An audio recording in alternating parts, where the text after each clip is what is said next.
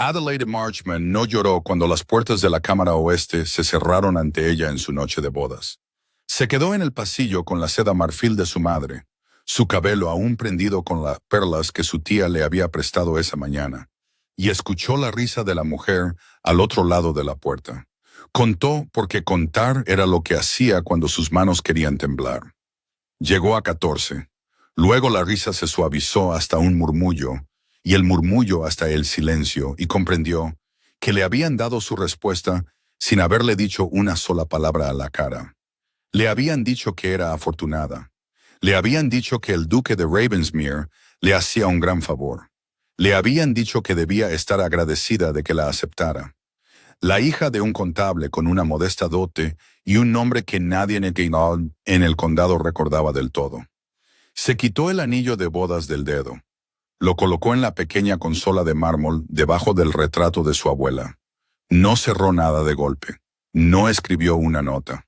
Caminó a lo largo de la galería con la seda marfil, pasando por el lacayo que no la miraba a los ojos, por la ama de llaves que fruncía los labios y miraba al suelo, y salió por la puerta lateral hacia el patio donde aún esperaba un carruaje alquilado, porque sus baúles aún no habían sido subidos.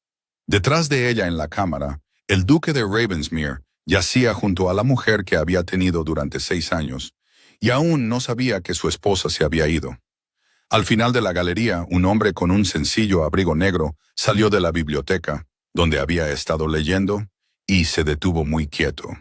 No era un invitado. Era el administrador de la finca que venía de Londres por un asunto de cuentas y había oído su conteo. Había oído que llegaba a 14. La vio irse y no habló. Luego volvió a entrar en la biblioteca y cerró la puerta, y se quedó allí con la mano apoyada en ella durante un largo momento, como si estuviera apuntalando una pared. Berkshire, Inglaterra, otoño de 1815.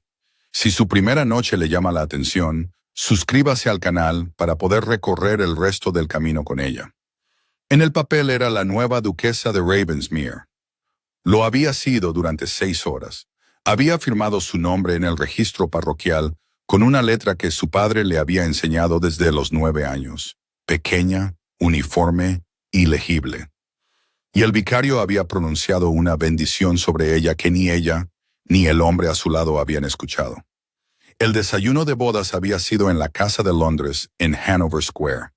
No había comido nada. Le habían presentado a mucha gente cuyos nombres recordaba porque recordaba cada nombre que le decían una vez, y había observado a la mujer del vestido verde pálido al final de la larga mesa. Y había comprendido antes del plato de pescado que la mujer del vestido verde pálido no era una prima de la familia. El duque había escoltado a su novia al campo esa tarde en un carruaje cerrado en el que le había hablado 2 veces, una para preguntar si tenía calor, otra para decir que la ama de llaves le mostraría la cámara. No la había mirado al decir ninguna de las 2 cosas. Había mirado los setos pasar, y su mano había descansado en el asiento entre ellos, como algo dejado y olvidado. La mujer del vestido verde pálido había viajado en el segundo carruaje. Adelaide lo sabía porque Adelaide observaba. Su padre también le había enseñado eso. Observa, le había dicho, y cuenta. La gente te muestra lo que es. Simplemente esperan que no estés mirando en el momento en que lo hacen. Ella había mirado. Había estado mirando toda su vida. El hombre del sencillo abrigo negro se llamaba Thomas Everard. Tenía 34 años. Había sido el administrador de la familia Marchman durante 11 de esos años y de Ravensmere durante los últimos 3. Y conocía a Adelaide Marchman desde los 15 años porque él era quien bajaba a Berkshire 2 veces al año para sentarse en la oficina de su padre y revisar los libros línea por línea. No le había dirigido más de una docena de frases en 9 años. Había notado en su segunda visita que las columnas del pequeño libro marrón en la esquina del escritorio estaban escritas con una caligrafía que no era la de su padre, y había notado que eran más precisas que la de su padre. No había dicho nada. Simplemente había observado en sus visitas posteriores cómo crecía el pequeño libro marrón, y cómo los errores en las cuentas de la finca no lo hacían. Había sabido cuando el abogado del duque de Ravensmere Acudió a él hace 3 meses con el acuerdo matrimonial y le preguntó si la dote de Marchmont era tal como se representaba, exactamente cuál era la respuesta y exactamente quién aportaba qué a la unión. Solo había dicho que el acuerdo estaba en orden. No había dicho el resto. No era su lugar. Se lo había dicho a sí mismo en el coche de camino a Berkshire esta semana, y de nuevo en el carruaje hasta Ravensmere ayer, y de nuevo esta mañana, cuando la había visto caminar hacia el altar con la seda marfil, con la barbilla en ese ángulo exacto y cuidadoso que había llegado a reconocer como el de su madre, y se había creído a sí mismo. Ya no se creía a sí mismo. Salió del carruaje por las puertas ella sola. El hombre contratado se había quedado dormido contra la rueda, y ella no lo despertó, solo desató el caballo y lo llevó paso a paso por el camino hasta que estuvo más allá del puesto de guardia. Y entonces se subió y tomó las riendas. Condujo los 10 kilómetros hasta el pueblo de mercado de Charvers Bridge antes del amanecer. Despertó a la posadera porque la posadera conocía a su madre y le pidió claramente una habitación, una taza de té y el préstamo de un vestido común. La posadera miró la seda marfil, miró la cara de la muchacha. No preguntó. Le trajo el vestido, el té y un cuenco de agua caliente. Adelaide se quitó las perlas, las dobló en un paño de lino y las colocó en el tocador, y se lavó la cara. Y dobló la seda marfil en su baúl y cerró la tapa. Se sentó en la pequeña mesa junto a la ventana, con un vestido de lana marrón que le quedaba mal en los hombros, y tomó una hoja del papel de la posada, mojó la pluma y escribió una carta a su tía en Bristol. Escribió que estaba bien. Escribió que vendría cuando quisiera y que no explicaría nada al llegar porque no había nada que explicar que una mujer sabia no pudiera adivinar ya. Escribió que necesitaría trabajo y que prefería ganarse el sustento y que estaría agradecida por el préstamo de un ático y sin preguntas. Firmó la carta con su nombre de soltera. Adelaide Marchmont escribió, no duquesa, no la otra cosa que la habían hecho esa mañana, solo lo que su padre la había llamado. Tenía en el pequeño monedero de su muñeca 63. Tenía en el baúl 3 vestidos que eran suyos. Tenía en su cabeza cada columna de cada libro de contabilidad que había llevado para su padre desde que tenía 13 años, y cada columna del pequeño y pálido libro mayor azul que había guardado en secreto durante los últimos 4 meses, aquel que había comenzado el día en que el abogado del duque de Ravensmere visitó la casa Marchmont para negociar un acuerdo, aquel en el que había registrado con su letra pequeña y uniforme las discrepancias que había empezado a encontrar en las cuentas ducales que habían cruzado el escritorio de su padre camino a Londres. Había comenzado ese libro mayor porque su padre estaba cansado y ella no, y porque a los 15 años había aprendido que Thomas Everard, el factor, había notado su caligrafía y no había dicho nada al respecto, y ella había entendido que un hombre que nota y no dice nada es un hombre que algún día podría ser útil. En ese momento no había imaginado que el día llegaría tan pronto. El duque de Ravensmere, cuyo nombre de pila era Julian Ashcombe, y a quien nadie había llamado Julian, salvo su difunto hermano en 9 años, despertó a las 10. La mujer a su lado seguía dormida. Se levantó sin despertarla porque había aprendido a moverse sin despertar a la gente en los años que pasó sentado junto a la cama de su hermano, y se vistió porque le había dicho a su ayuda de cámara que no entrara. Se paró en la ventana un rato, mirando hacia el camino de entrada. Había un anillo de bodas en la consola de mármol del pasillo. Lo vio al salir. Lo miró durante un largo momento. No lo recogió. Caminó hacia la cámara oeste que se había preparado para su esposa, abrió la puerta y se quedó en el umbral, mirando la cama que no había sido ocupada y los baúles que se habían ido, y comprendió con una claridad lenta y fría que lo sorprendió, porque hacía mucho tiempo que no sentía ninguna claridad, que había cometido un error que no sabía cómo nombrar. Llamó a la ama de llaves. La ama de llaves vino. Preguntó dónde estaba la duquesa. La ama de llaves dijo que la duquesa se había ido a alguna hora antes del amanecer en el carruaje alquilado que había transportado sus baúles y que había dejado el anillo. Él dijo, «Gracias, señora Pell». La señora Pell dijo, «Su gracia». No hizo una reverencia, se dio la vuelta y se fue. Él notó que no hizo una reverencia. También notó que no lo miraba a los ojos. Bajó a la biblioteca porque la biblioteca era la habitación de la casa en la que siempre había podido pensar. Y abrió la puerta y encontró a Thomas Everard sentado al escritorio con una pila de papeles ante él y una taza de té fría a su codo. Everard se levantó. Julian lo hizo sentarse de nuevo y se paró en la ventana en su lugar porque no quería sentarse, y durante un tiempo ninguno de los dos habló. Al final Julian dijo, la vio irse. Everard dijo, lo hice. Julian dijo, ¿por qué no la detuvo? Everard dijo, porque no requería ser detenida, requería irse. Hay una diferencia. Julian guardó silencio un rato. Luego dijo, la conocía antes. Everard dijo, he llevado los libros de su padre durante 11 años. Julian dijo, entonces sabía con quién me casaba y no dijo nada. Everard dejó su pluma. No levantó la vista de inmediato. Cuando lo hizo, miró fijamente, sin ardor. Ella no era, dijo, algo que requiriera su permiso para ser conocido. Era una mujer que llevaba las cuentas de su padre mejor que él desde los 13 años. Ha estado corrigiendo discretamente los errores en su propiedad de Berkshire durante los últimos 4 meses porque cruzaron el escritorio de su padre camino a Londres y ella no podía, siendo quien es, dejar que una suma incorrecta quedara así. Le habría informado a tiempo si me hubiera hecho alguna pregunta sobre ella. Solo me preguntó si su dote era como se representaba.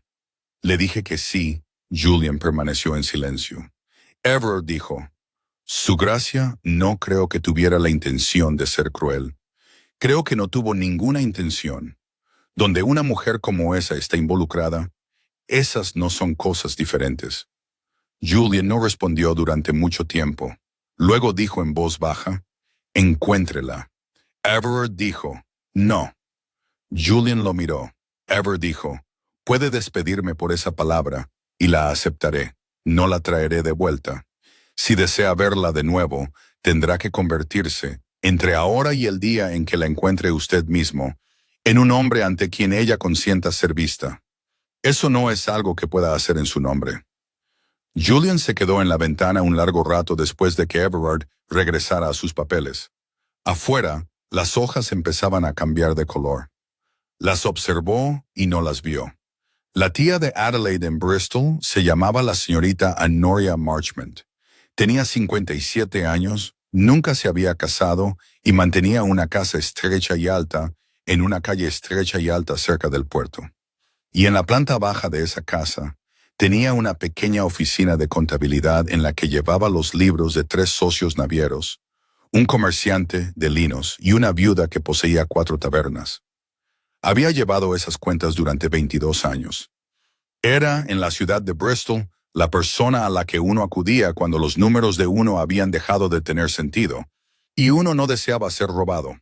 Cuando Adelaide llegó al 4.º día después de su boda, con un vestido marrón común, el pelo recogido de forma sencilla, y un único baúl detrás de ella sobre el hombro del mozo, Honoria Marchmont abrió la puerta ella misma, miró a su sobrina durante el espacio de 2 respiraciones y dijo, «Querrás té». Adelaide dijo, «Querré trabajo». Honoria dijo, «Tendrás ambos. Entra». No preguntó qué había pasado, no lo preguntó ese día, y no lo preguntó en los días que siguieron. Y Adelaide estaba agradecida de una manera que casi se sentía como ser alimentada. Le dieron la habitación del ático, que estaba limpia y era estrecha y tenía una pequeña ventana que daba a los tejados y hacia el puerto. Y le dieron la segunda mañana una pila de 3 libros mayores pertenecientes a un socio naviero costero, cuyas cifras su tía había estado sospechando durante un mes. Honoria dijo, «Dime lo que encuentres». Adelaide se sentó en el pequeño escritorio de la oficina de contabilidad, abrió el primer libro mayor y trabajó sin parar hasta que la luz de la ventana comenzó a desvanecerse. Solo se levantó para comer lo que su tía ponía a su lado, lo cual comía sin darse cuenta, y a las 9:00 de la noche colocó una sola hoja de papel sobre el escritorio de su tía, en la que había escrito con su mano pequeña y uniforme un resumen de los 3 libros mayores, una lista de 11 entradas que no coincidían con las entradas correspondientes en el libro de manifiestos, y un cálculo del monto que se había sustraído, que era de 421 chelines, y una nota de los 2 nombres a los que se rastreaba la sustracción. Anoria leyó la hoja 2 veces. La dejó. Dijo: «Tienes la mano de tu abuela y la paciencia de tu madre y el ojo de tu padre, y que Dios ayude al hombre que te enseñó a ocultar algo de eso. Lo harás muy bien aquí. Te quedarás con 1/3 de lo que recuperemos, y llamarás tuya la oficina dentro de 1 año». Adelaide dijo: «Gracias, tía». Anoria dijo: «No me des las gracias. Dale las gracias al hombre que pensó que la hija de un contable no notaría que la habían cerrado fuera de una habitación». Adelaide no respondió a eso. Ella pasó una página del libro de contabilidad, que ya había cerrado sin mirarlo, y solo preguntó cuándo enviamos la carta al socio. Anoria dijo: «Por la mañana». «Tú la escribirás, la firmaré yo. Aprenderás el oficio desde dentro de una habitación en la que nadie sabe que estás». Adelaide dijo: «Eso me vendrá bien». La noticia del matrimonio del duque de Ravensmere recorrió el condado de forma habitual. La noticia de que la duquesa había desaparecido antes del amanecer del día siguiente viajó más rápido. Al final de la primera semana, circulaban 3 versiones distintas del asunto en los salones entre Reading y Newbury, ninguna de las cuales era correcta, y una era cruel, y una cruel llevaba una versión del nombre de Adelaide unida a una caricatura. El duque no corrigió ninguna de ellas. No apareció en ninguna de las casas donde se le esperaba. Permaneció en Ravensmere. Caminaba por los jardines del norte por las tardes con las manos a la espalda.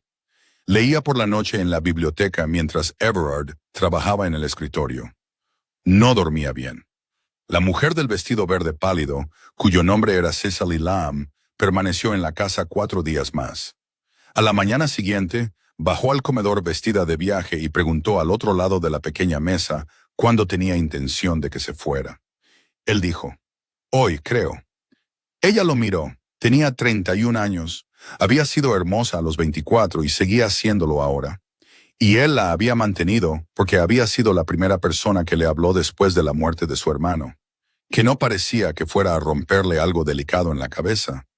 Y él había confundido durante 6 años la gratitud con algo más cálido. Vio cómo la confusión se disipaba en su rostro sobre la mermelada. Ella tampoco lloró. Nunca había sido de las que lloran. Dijo: «Me amaste, Julian, a tu manera». Él dijo: «A mi manera». «Sí», dijo ella. «¿Y ahora?» Él dijo: «Ahora he sido cruel con una mujer a la que no tuve el valor de mirar, y todavía no sé cómo arreglarlo, y sé que no puedo empezar a arreglarlo en tu compañía. No te enviaré sin provisiones. Tendrás la casa de Londres en Half Moon Street durante el tiempo que desees, y la anualidad que mi padre estableció continuará. No te quitaré esas cosas. Te pido que te vayas de esta casa hoy». Ella lo miró un rato. Dijo: «Nunca me has pedido nada antes, siempre solo has comprado». Él dijo: «Lo sé». Ella dijo: «¿Era guapa?» Él dijo: «No lo sé». No miré. Cecily Lamb dejó su taza. Dijo: «Julian, encuéntrala. No dejes que esto sea aquello por lo que te conozcan. Eres mejor que eso, aunque aún no lo sepas». Se fue antes del mediodía. Él caminó hasta la biblioteca. Everard estaba en el escritorio. Julian se sentó frente a él por primera vez en 3 años y dijo: «Dime cuáles fueron los errores en las cuentas de Berkshire». Everard lo miró un largo momento. Luego abrió el segundo cajón del escritorio y sacó un pequeño libro de contabilidad azul pálido que había llegado en un paquete envuelto sin carta adjunta a la oficina de correos de Ravensmere hacía 2 días, dirigido al señor Thomas Everard, factor, con una letra pequeña y uniforme que reconoció. Colocó el libro de contabilidad azul pálido entre ellos sobre el escritorio. Dijo: «Ella envió esto. Creo que quería que te lo diera cuando yo juzgara el momento. Este es el momento». Julian abrió el libro de contabilidad. Leyó la primera página. Leyó la segunda. Leyó durante 1 hora sin hablar. Y Everard, que ya lo había leído 2 veces, Trabajó en otros papeles y no lo molestó. Al final de la hora, Julian cerró el libro de contabilidad y apoyó la palma de la mano plana sobre la portada como si estuviera estabilizando una pared. Dijo, ¿cuánto tiempo lleva esto ocurriendo? Everard dijo, el patrón en el libro sugiere 11 años. El período torpe son los últimos 3. Antes de eso era disciplinado. Quienquiera que lo hiciera se volvió descuidado después de que tu padre muriera porque no había nadie por encima de él que leyera los números. Tu administrador en Ravensmere es el nombre al final de cada rastro. Ha estado desviando rentas de los inquilinos, de las ventas de madera y de los contratos de drenaje, y lo ha estado cubriendo con un segundo juego de recibos que guarda en una caja cerrada en la oficina de la finca. Tu prometida, en los 4 meses que tuvo acceso a las copias que pasaron por las manos de su padre, identificó cada mecanismo. Me envió el libro de contabilidad porque sabía que reconocería la letra y sabía que entendería lo que significaba el silencio que lo acompañaba. Julian dijo, ¿y qué quiso decir? Everard dijo, significó que te he dado la herramienta. Lo que hagas con ella no es mi preocupación. No te debo nada más. Julian guardó silencio durante mucho tiempo. Luego dijo, envía a buscar al magistrado y envía a buscar un carruaje. Iré a Londres. Everard dijo, ella no está en Londres. Julian lo miró. Dijo, dijiste que no irías a buscarla. Everard dijo, dije que no iría a buscarla. No dije que no supiera dónde estaba. He llevado los libros de su padre durante 11 años. Conozco la dirección de su tía en Bristol. Si me la pides, me estás haciendo la pregunta equivocada. Pregúntame qué creo que deberías hacer primero. Julian dijo, ¿qué debería hacer primero? Everard dijo, desprestigia públicamente a tu administrador en una sala donde el condado pueda verte hacerlo. Reembolsa a cada inquilino. Publica las cuentas, luego sube al carruaje. Julian dijo, ¿por qué en ese orden? Everard dijo, porque le pides a una mujer que acaba de verte fallar una prueba privada que confíe en ti con una respuesta privada. Dale primero una pública. Haz que oiga de un extraño en un café de Bristol que el duque de Ravensmere ha limpiado su propia casa. Luego llega. Julian dijo, ¿has pensado en esto? Everard dijo, he pensado muy poco en otra cosa durante 4 días. Julian dijo, ¿por qué? Everard dijo, porque la conozco desde hace mucho tiempo y la he visto infravalorada durante mucho tiempo y me dije en el camino de aquí esta semana que no era mi lugar. Ya no me digo eso. Si la conviertes en un buen marido, seré tu factor hasta que muera. Si no lo haces, seré el factor de su tía en Bristol desde el primer día del próximo trimestre y la ayudaré a construir una empresa que nos sobrevivirá a ambos. Esos son los 2 caminos. Elige uno. Julian dijo, es usted un hombre muy impertinente, señor Everard. Everard dijo, sí, su gracia. Me han dicho que el nombre del administrador era Ambrose Callow. Había sido administrador en Ravensmere durante 22 años, nombrado por el padre de Julian, conservado por Julian porque Julian, en verdad, no había conservado a nadie. Había heredado todo el personal de la casa y no había mirado a ninguno de ellos desde entonces. Callow tenía 59 años. Mantenía una casa pequeña al borde de la granja. Mantenía en esa casa una esposa que le temía y una caja de roble cerrada en el segundo cajón de un aparador que había sido de su madre. Y en la caja guardaba un segundo juego de recibos, un fajo de cartas de un corredor de Reading que le cambiaba el efectivo y un pequeño libro de cuentas en el que, a lo largo de 11 años, había anotado las sumas que había tomado. No se había dado cuenta, en ninguno de esos años, de que la hija del contable en la casa Marchmont, al otro lado del condado, había estado copiando en silencio las hojas del libro mayor que pasaban por la oficina de su padre, porque él nunca se había fijado en la hija del contable. Había ido una vez, a los 16, en el carruaje con su padre, para entregar un fajo de declaraciones trimestrales en la oficina de la finca. Callow le dijo que esperara fuera. Ella esperó fuera. Desde el porche, notó la disposición de los escritorios en la oficina, la posición del pequeño cajón cerrado Y el hecho de que el segundo libro, en el segundo estante, que estaba etiquetado como contingencias, tenía el lomo desgastado de forma diferente al resto del estante. Esa tarde, al volver a casa, escribió en el pequeño libro de contabilidad azul pálido que había comenzado esa semana las palabras «Segundo libro, desgaste anómalo de contingencias». No subrayó nada, simplemente lo escribió y cerró el libro. El magistrado vino a Ravensmere un martes. Su nombre era Sir Owen Kettering. Era un hombre sencillo y justo. Conocía al padre de Julian y desde la muerte del padre de Julian no le habían llamado a la finca para ningún asunto. Llegó a las 10. Everard colocó el libro azul pálido ante él y a su lado una segunda hoja escrita por Everard que contrastaba el libro azul pálido con los libros resumen de la finca, y una tercera hoja que enumeraba los artículos específicos cuyos segundos recibos se esperaban encontrar en la casa del mayordomo. Sir Owen leyó durante 2 horas. Hizo 3 preguntas. Recibió 3 respuestas. Dijo, al final de la segunda hora, envíen a buscarlo. Callow entró. Caminó como lo había hecho cada trimestre durante 22 años. Miró al magistrado. Miró a Everard. Miró al duque. Miró el libro azul pálido abierto sobre el escritorio.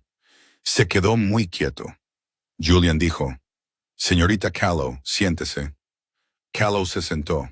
Julian dijo, «Sir Owen tiene algunas preguntas para usted sobre ciertas irregularidades en las cuentas de la finca durante los últimos 11 años, que han sido documentadas en el libro de contabilidad ante usted. Yo no realizaré el interrogatorio. Yo lo observaré. Usted responderá honestamente o responderá deshonestamente y será descubierto en 1 hora, porque tenemos ambos juegos de libros». Las manos de Callow sobre sus rodillas se apretaron.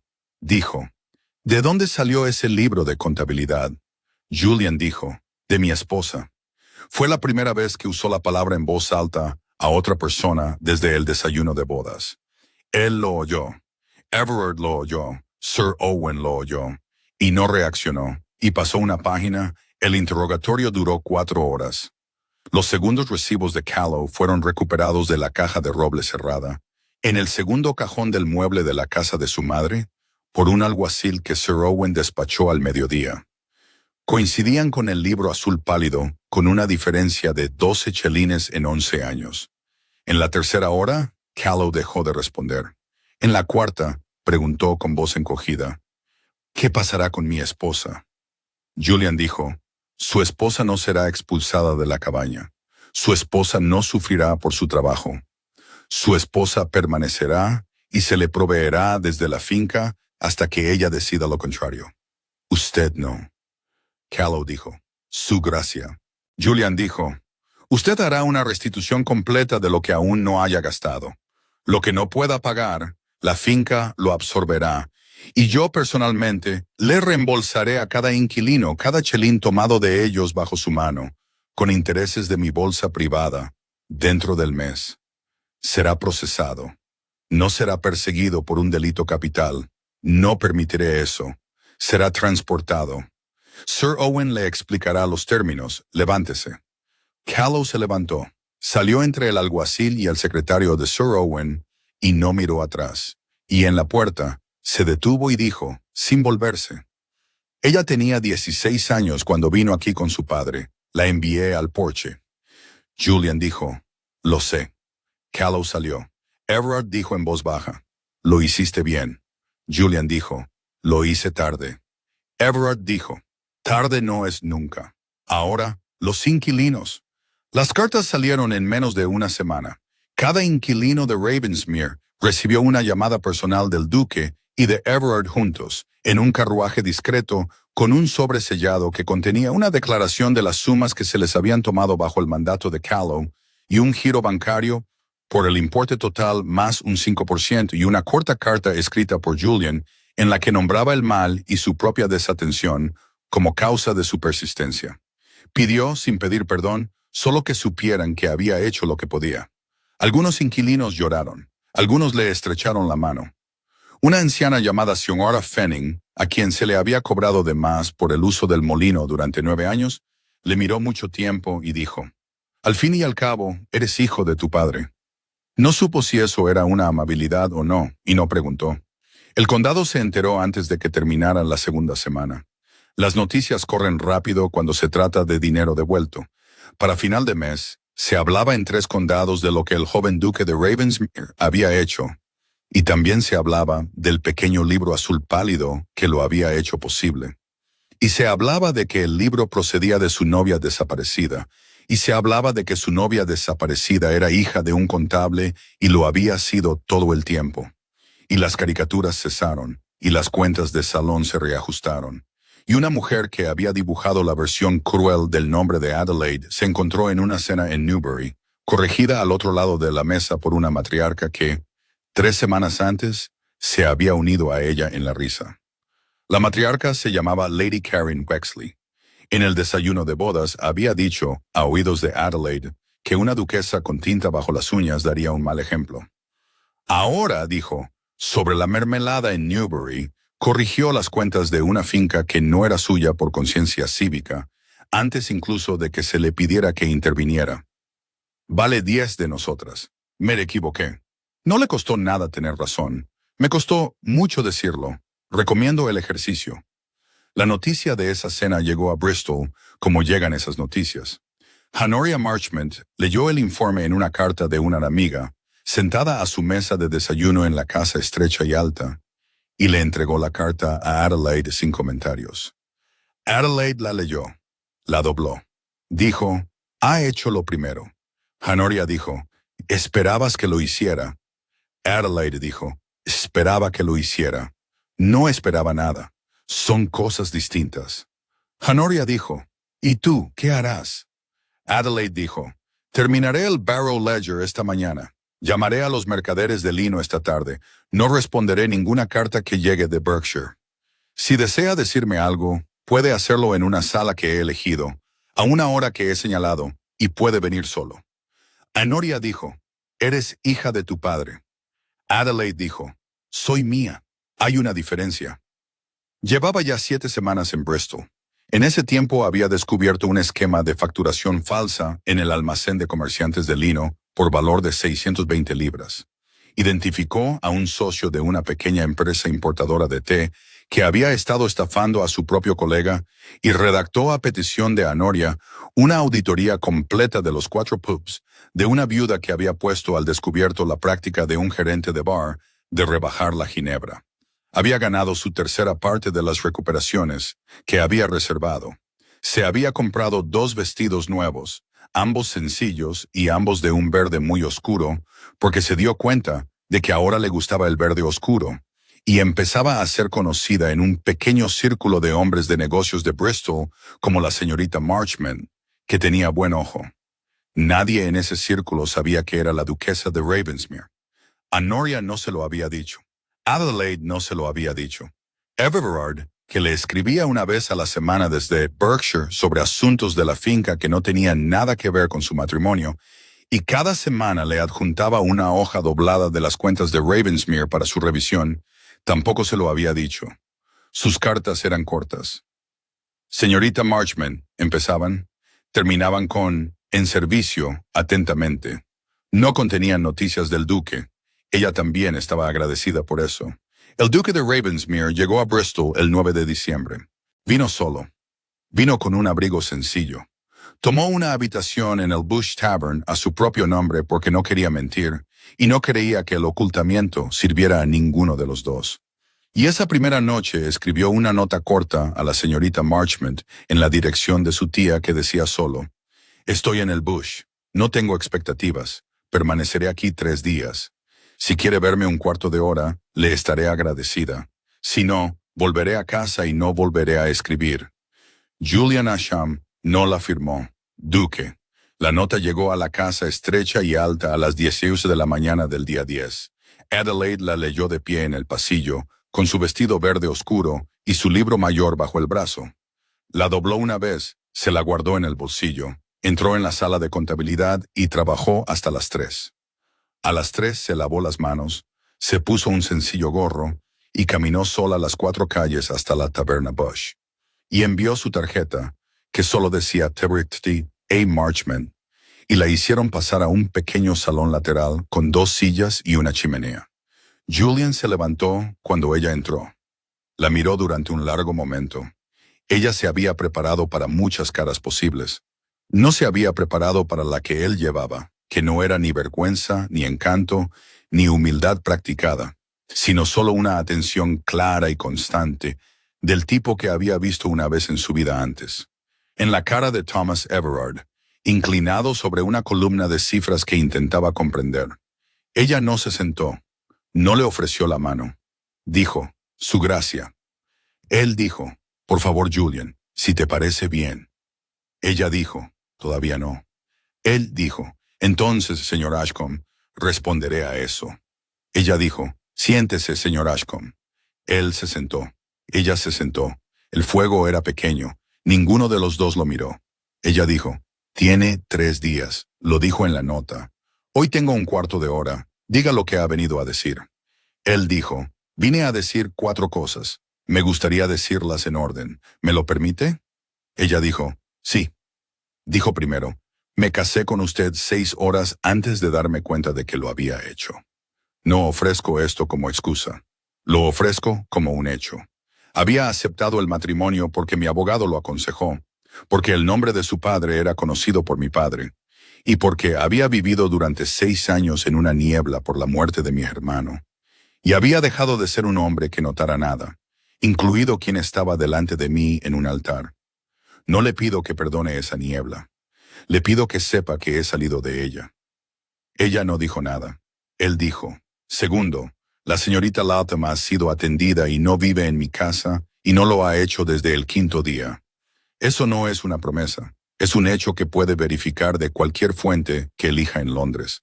No se lo digo porque crea que excuse mi trato hacia usted el día de nuestra boda. Se lo digo porque es lo primero verdadero que le debía y no le di, y no lo retendré más tiempo. Ella no dijo nada. Él dijo, tercero, Ambrose Callow ha sido arruinado y transportado. Cada inquilino de la finca ha sido reembolsado con intereses. Los libros están abiertos y seguirán abiertos. He contratado un segundo empleado bajo el señor Everard, cuya única función es publicar las cuentas de la finca trimestralmente en el periódico del condado. Esto no se hizo por usted. Esto se hizo porque me envió el libro mayor. Hay una diferencia. Ella dijo, continúe. Él dijo, cuarto, no le pido que regrese a Ravensmere. No le pido que sea duquesa. No le pido una decisión hoy, ni en 3 días, ni en ningún intervalo que no haya elegido. Solo le pregunto si le escribo una vez al mes durante el tiempo que lea las cartas, las leerá. Le pregunto si voy a Bristol una vez por temporada, se sentará un cuarto de hora conmigo en una habitación que usted haya nombrado, como ha hecho hoy. No le pido nada más. No requiero una respuesta a nada de esto ahora. Se detuvo, puso las manos planas sobre las rodillas, esperó. Adelaide estuvo en silencio un largo momento. Miró el fuego. Lo miró a él. Ella dijo, ¿por qué? Él dijo, ¿por qué? Ella dijo, ¿por qué desea escribirme? Él la miró. Él dijo, porque he leído su libro mayor. Porque la oí contar hasta 14 en el pasillo antes de dejar el anillo, y no supe que era usted contando, hasta que el señor Everard me dijo a la mañana siguiente que cuenta cuando sus manos quieren temblar, porque ahora entiendo que me casé con una mujer que es mejor que yo por una distancia que no puedo cruzar en una temporada. Y me gustaría pasar el tiempo que me dará aprendiendo cuán lejos está esa distancia y si se puede cruzar en absoluto. Porque no quiero ser un hombre conocido por lo que fui la noche que no abrí una puerta. Quiero ser un hombre conocido, si es que soy conocido por algo, por el hecho de que una mujer finalmente consintió en ser vista por él. No me he ganado eso. Me gustaría intentarlo. Ella guardó silencio. Ella dijo, ha dicho 4 cosas. Bien, diré 2. Él esperó. Ella dijo, primero, leeré sus cartas. No las responderé todas. Cuando responda, responderé brevemente. No leerá mis silencios como significando algo más que lo que son, que es que estaba ocupada con un libro mayor y no tenía tiempo para escribir. ¿Acepta eso?, dijo él. Sí, dijo ella. Segundo, vendrá a Bristol una vez por temporada como ha propuesto. No vendrá a ofrecerme nada. No se quedará más de 3 días.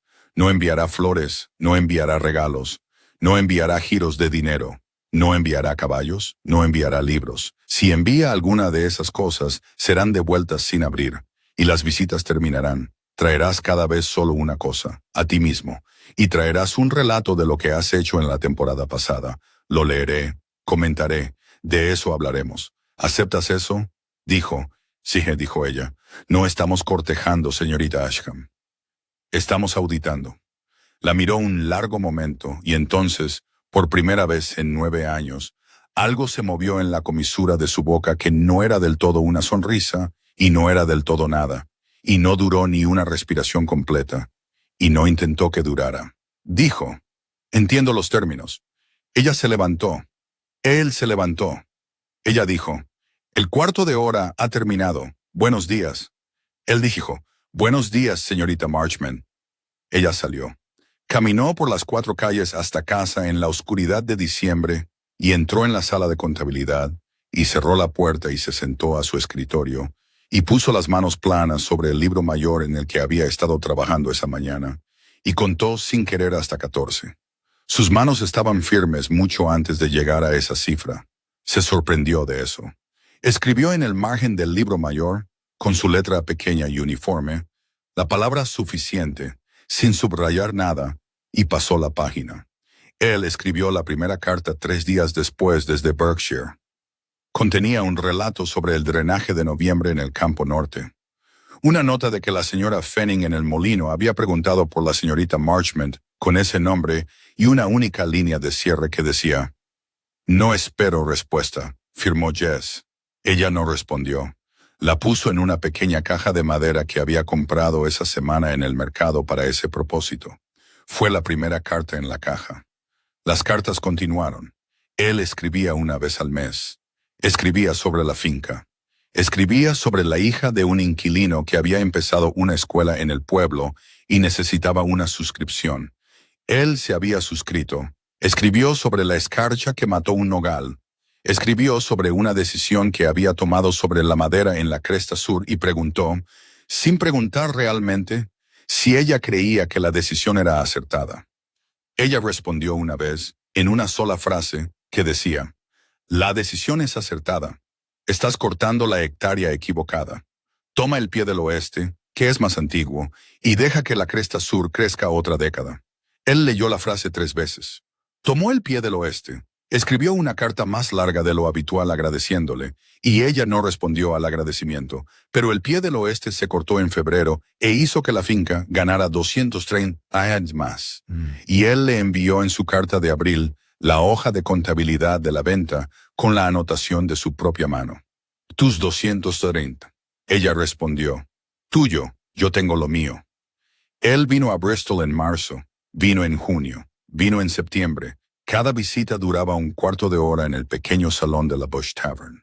Cada visita traía la contabilidad de la temporada y ella la leía y comentaba. Y cada visita él se sentaba y escuchaba sus comentarios y tomaba notas con un lápiz sencillo en un pequeño libro que traía para tal fin. Y cada visita se levantaba cuando ella se levantaba y decía buen día, y no intentaba prolongar el intervalo. En septiembre dijo, al final del cuarto de hora, puedes venir media hora la próxima vez. Dijo, gracias. En diciembre dijo, puedes venir a la sala de contabilidad en lugar de a la taberna. Dijo, gracias. En marzo del segundo año dijo, cuando él llegó a la sala de contabilidad en la casa estrecha y alta de la calle estrecha y alta. Puedes llamarme Adelaide si quieres. Dijo, gracias, Adelaide. No lo volvió a decir en el resto de la visita. En junio de ese año, al final de la media hora, dijo en la puerta, Julian, y no añadió nada más, simplemente usó el nombre. Y él se quedó en el escalón bajo el sol de junio, y comprendió que le habían dado algo muy pequeño y que era muy grande. Y volvió a Berkshire, y esa noche escribió un relato sobre el drenaje del Prado Este, y no mencionó el nombre en absoluto en la carta, porque para entonces había aprendido que esa era la cosa correcta que hacer. En septiembre del segundo año, Honoria Marchman, que entonces tenía 60 años, dijo a su sobrina a través de la mesa del desayuno, «¿Eres consciente de que lo amas?» Adelaide dijo, «Soy consciente de la dirección. Aún no he llegado». Honoria dijo, «También eres consciente de que él te ama». Adelaide dijo, «Soy consciente de que se está comportando como se comportaría un hombre que ama si la mujer que ama le hubiera dicho que se iría si él decía la palabra. Eso no es lo mismo que ser amada. Es lo mismo que ser respetada. Me conformaré con el respeto. Me lo he ganado». Honoria dijo, «¿Y si alguna vez dice la palabra?» Dijo Adelaide, «Entonces decidiré. No antes de que él la dijera en noviembre del segundo año. Él la dijo no en la sala de contabilidad, ni en el salón de la taberna, ni en una carta. La dijo en el muelle del puerto, en la última tarde de una visita de 3 días, donde ella lo había acompañado porque él había pedido ver el agua antes de tomar el coche. Había viento. Había gaviotas. Se detuvo en un poste contra el que ella se había apoyado y dijo, «Adelaide, tengo que decir algo. Conozco los términos, los he cumplido. No te pido que los cambies. Te digo un hecho para que lo tengas. Te amo.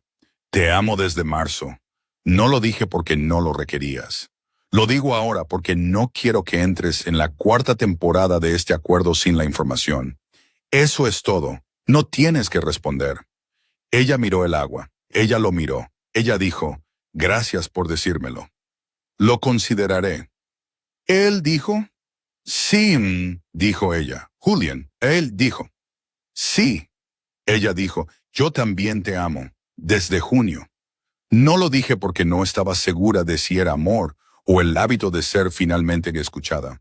Ahora estoy segura. Te lo digo como un hecho. No tienes que responder. Él dijo, «Lo consideraré». Ella casi se rió. Él casi sonrió. Ninguno de los dos lo hizo del todo. Fue lo más cerca que estuvieron de ambas cosas. Fue suficiente para ambos. No se casaron de nuevo. Ya estaban casados. Nunca se habían divorciado. Ella regresó a Ravensmere en la primavera del 3er año por su propia elección, en su propio carruaje, con sus propios baúles, su propio empleado y sus 3 libros de contabilidad bajo el brazo, y su propio nombre en la puerta de la oficina de la finca, donde tomó el segundo escritorio junto a Everard, y donde, sobre la puerta, con su letra pequeña y uniforme, escribió en una tarjeta y la clavó. Cuentas Marchment y Ashcombe. Everard rió la primera risa genuina que nadie había oído de él en 11 años y dijo, «No me pusiste en la tarjeta». Y ella dijo, «Tú eres la empresa, no necesitas estar en la tarjeta». Y él dijo, «Justo». Y se pusieron a trabajar. La escuela del pueblo a la que Julian se había suscrito creció. Adelaide financió en el 5º año una segunda para niñas en Charvers Bridge y una tercera en el pueblo de Mercado más allá. Y para el 10º año había 7 de ellas en 2 condados. Y se llamaban, no por ella, sino por todos los demás, las escuelas Marchman. Y en cada una de ellas a las niñas mayores se les enseñaba, además de sus letras, cómo llevar un pequeño y ordenado juego de cuentas. La esposa del administrador, la señora Callow, que había permanecido en la cabaña, descubrió Adelaide que tenía buena mano para los números, y en el 7º año fue instalada como directora de la escuela en Charvers Bridge, donde vivió tranquilamente el resto de sus días, y donde escribía una vez al año, en el aniversario del transporte de su marido, una breve nota de agradecimiento a la duquesa, que la duquesa guardaba en una pequeña caja de madera junto a su escritorio, con las cartas de Julian.